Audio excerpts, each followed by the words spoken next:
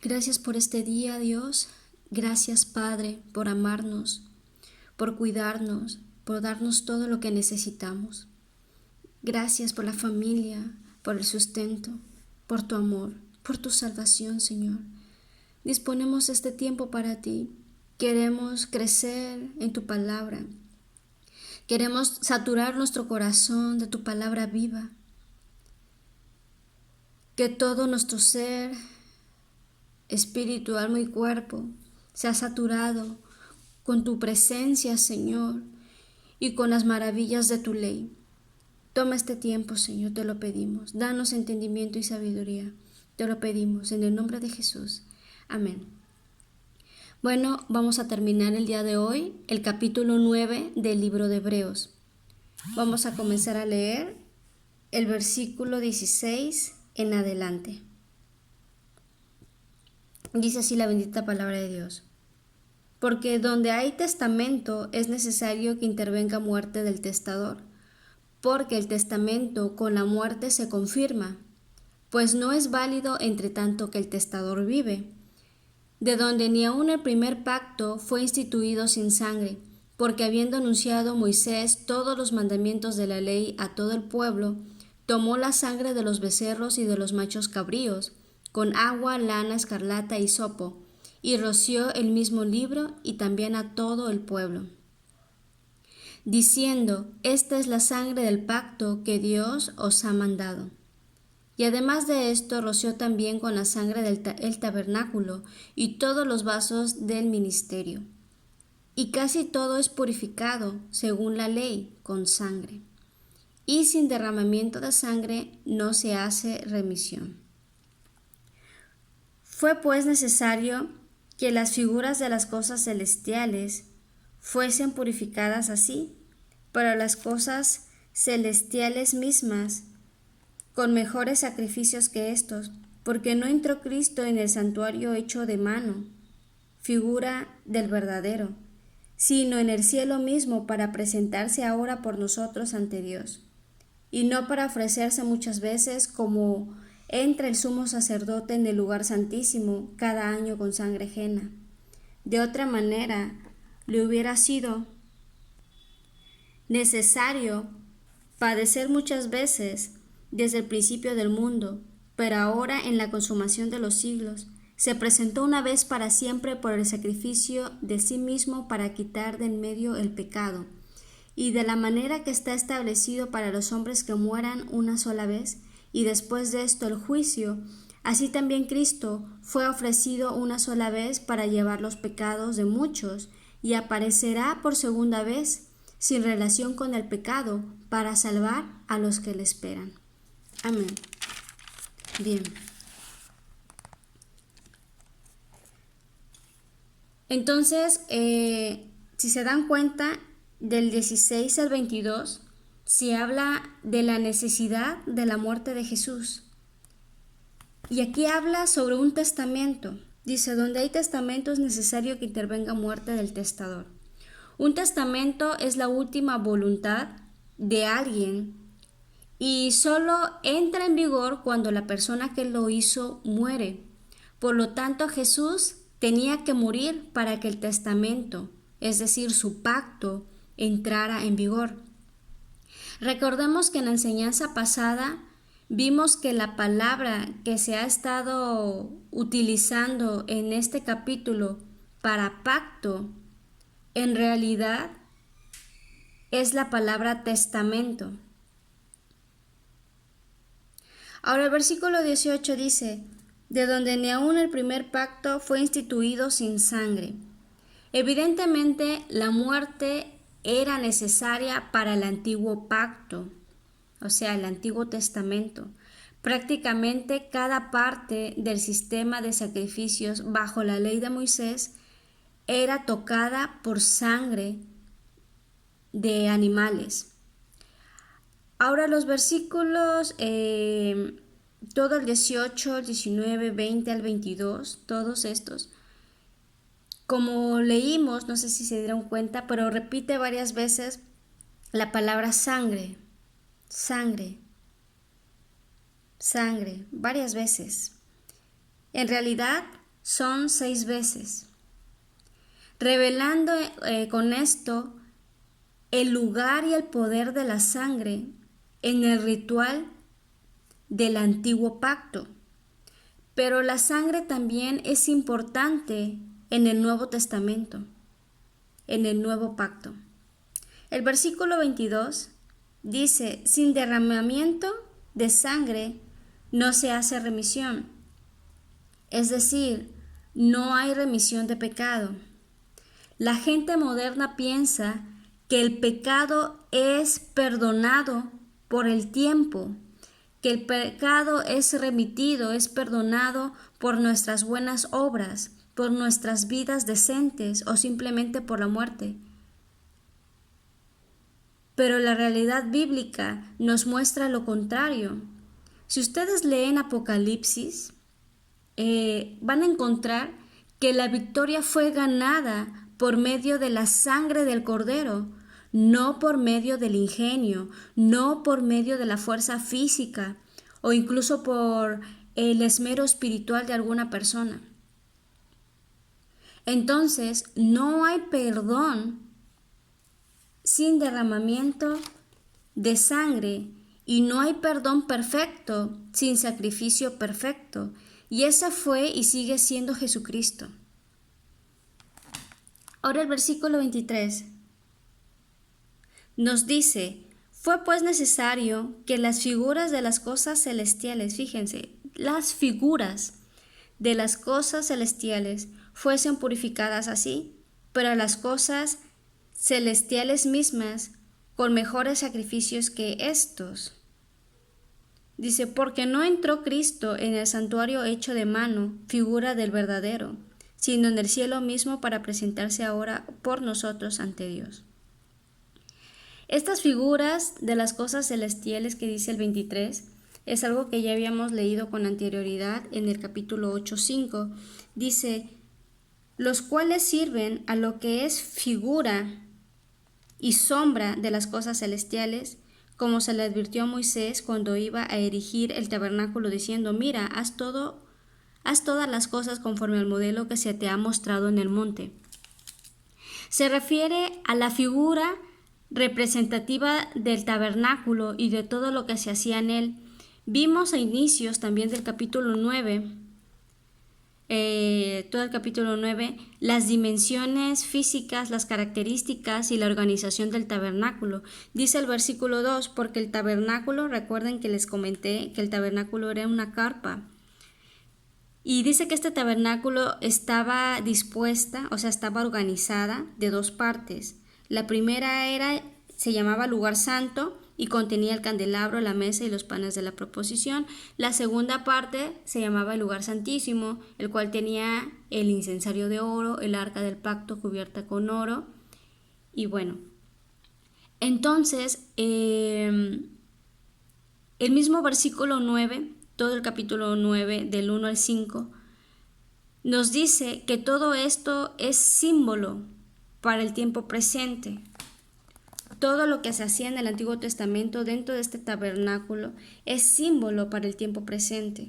Es símbolo del sacrificio que Jesucristo hizo por nosotros en la cruz del Calvario y cómo su sacrificio, este sacrificio del Antiguo Testamento no era perfecto, no podía limpiar la conciencia del hombre, pero a través del sacrificio de Jesucristo, sí puede haber un cambio interno desde el corazón del ser humano. Todo esto nos explica que era aceptable para las figuras de las cosas celestiales dentro del santuario, o sea, dentro del tabernáculo, ser purificadas, ser limpiadas a través de sacrificios imperfectos. Sí, recordemos el versículo 10. Sacrificios imperfectos, ¿por qué? Porque consistían en comidas, en bebidas, en ciertas órdenes, en ciertos reglamentos. Pero no podían reformar, no podían transformar el corazón del ser humano. Entonces, las cosas celestiales mismas solo podían ser purificadas con una ofrenda perfecta. Y recordemos que esa ofrenda perfecta, sin mancha, ese Cordero Santo, está en Jesucristo. Ahora el versículo 4 dice, porque no entró Cristo en el santuario hecho de mano. Bueno, el sacrificio de Jesús fue hecho en la tierra, pero su obra continuó como nuestro mediador y sumo sacerdote en el cielo. Esto es algo hermoso. Y esto mismo lo expresó el autor de Hebreos. Aquí dice, para presentarse ahora por nosotros ante Dios. Y esta frase es algo glorioso. Vamos a volver a leer. Figura del verdadero, sino en el cielo mismo, para presentarse ahora. Ahora, está hablando de un tiempo presente, por nosotros ante Dios. ¿Quién se está presentando ahora? ¿Quién nos representa justo en este momento delante de Dios? Jesucristo, el Hijo de Dios. Pueden ustedes leer Romanos 8, versículo 34, Primera de Juan, capítulo 2, 1, donde nos dice una y otra vez que Él es el que nos representa delante de Dios como nuestro mediador y nuestro sumo sacerdote. Jesús se presenta ahora por nosotros ante Dios. ¿Puedes creer esto? Él hizo todo esto por amor a nosotros y nos representa ante el Padre. Ahora el versículo 5 y el 26 dice, y no para ofrecerse muchas veces, como entre el sumo sacerdote en el lugar santísimo cada año con sangre. Entonces vemos que el ministerio de Jesús por nosotros continúa en el cielo, pero Él se ofreció una sola vez. Así es, Él se ofreció una sola vez y para siempre por nuestros pecados, y esto es suficiente, tan suficiente que no necesitamos hacer penitencia, mandas o lastimar nuestro cuerpo por su perdón, u ofrecer o levantar algún altar, algún ídolo. No necesitamos hacer nada de esas cosas. Hebreos 4, versículo 16 dice, acerquémonos pues confiadamente al trono de la gracia, para alcanzar misericordia y hallar gracia para el oportuno socorro. Es a través de su sacrificio que podemos orar, que podemos estar ahí solos en nuestra recámara, acercarnos a Dios con confianza y pedirle a Dios que nos perdone por nuestros pecados, pedirle a Él misericordia, pedirle a Él socorro ante las adversidades.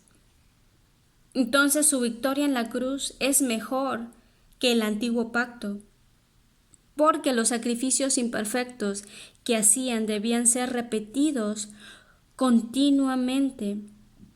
Por ello, el final del versículo 26 nos dice, se presentó una vez para siempre por el sacrificio de sí mismo, para quitar de en medio el pecado. Dice, para quitar de en medio el pecado. No tan solamente nos perdonó una sola vez por los pecados, no, sino Él quitó de en medio el pecado a través de su sangre. El versículo 27 dice, y de la manera que está establecido para los hombres que mueran una sola vez y después de esto el juicio, así también Cristo hace una comparativa entre dos verdades. Así también Cristo fue ofrecido una sola vez para llevar los pecados de muchos.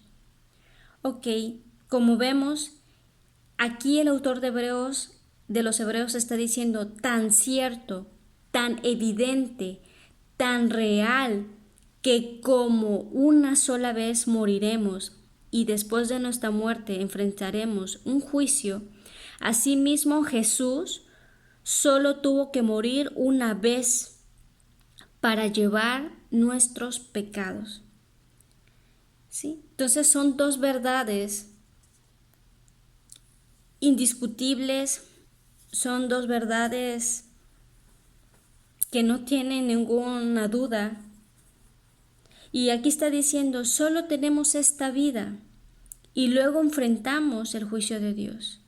Esto significa también que no hay segundas oportunidades más allá de la tumba. Ahora es el tiempo de elegir seguir a Jesucristo. El versículo 28 también expresa en su segunda parte lo siguiente: y aparecerá por segunda vez sin relación con el pecado. Es decir, cuando Jesucristo venga otra vez aquí a la tierra, ya no vendrá como ese hombre en semejanza con nosotros, que tuvo hambre, que también se enojó, que también tuvo miedo. No, ella no va a aparecer como ese Jesús. Él se va a manifestar completamente santo, con toda la deidad divina que Dios su Padre le ha entregado desde el inicio.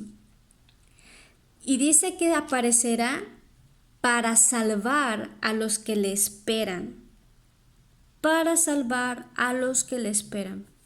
Esto nos dice que todos los que creen en Jesús y se han mantenido guardando su palabra, siendo fieles, guardando sus corazones a Jesús, le esperan.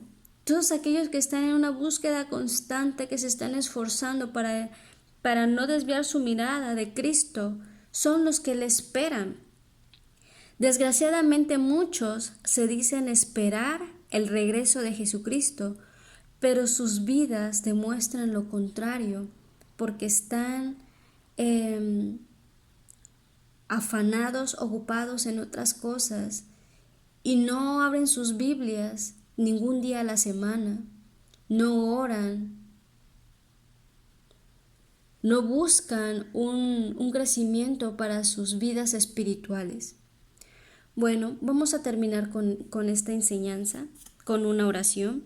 Gracias, amado Padre, por tu palabra, por tu enseñanza. Gracias por recordarnos a través de estos capítulos de este libro de Hebreos tu sacrificio. Todo Hebreos es una y otra vez recalcar cómo tú eres suficiente, cómo tú eres nuestro mediador, cómo tú eres el que intercede por nosotros, cómo es que solamente en ti tenemos salvación y vida eterna. Solamente a través de tu sacrificio se rompió la separación que había para llegar a ti. Ya no hay ningún bloqueo, ya no hay nada que obstaculice a ningún ser humano acercarse a ti.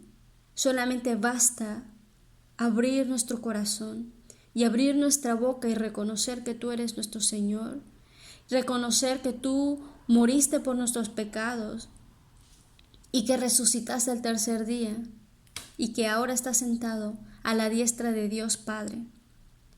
Señor, hoy hacemos memoria de ti, una vez más, de tu muerte, de tu sacrificio, y te damos gracias por salvarnos. Gracias, Señor, porque tenemos esta promesa, que tú aparecerás por segunda vez sin relación con el pecado, para salvar a los que le esperan. Amado oyente, ¿estás esperando la segunda venida de Jesucristo? Es fácil saber la respuesta. Tus hábitos te darán la respuesta. Dios te bendiga.